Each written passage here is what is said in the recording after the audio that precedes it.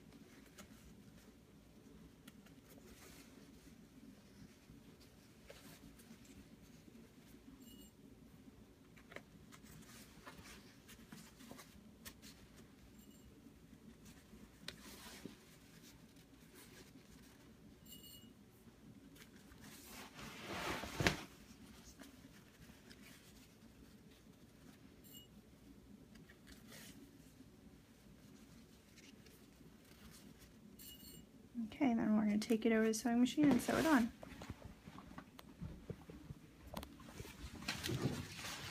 To sew it on, you're going to start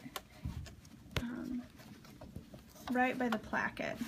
And if you want to trim it off to have it at a 1/2 inch seam allowance, you can do that, or you can be like me and just eyeball it. You don't want to catch the skirt in your stitching. You just want it as close as possible without catching the skirt.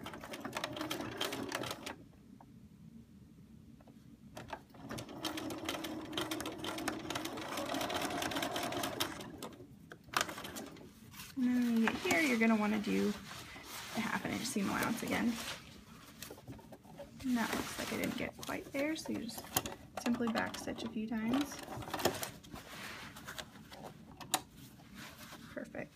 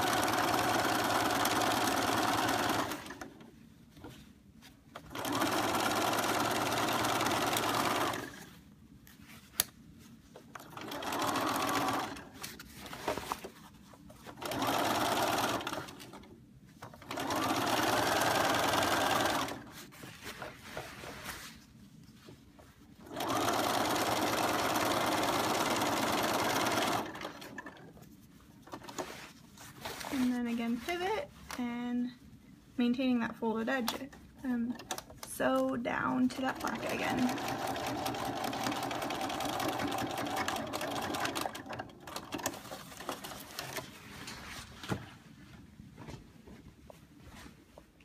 When we're done with that, we're going to clip these corners and flip it right side out.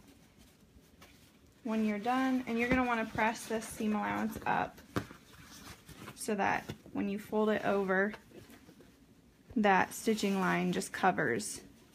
And you're going to want to press that waistband really nice, and then you're going to do a top stitch or an edge stitch all the way around. And if you want to continue top stitching, you can top stitch the top edge too. Before you do that though, you are going to want to put a little bit of an interfacing right here and on the back and on the other side, just a little square where you were going to put the buttonhole and button. And then you just finish by pressing that seam allowance and folding it and stitching.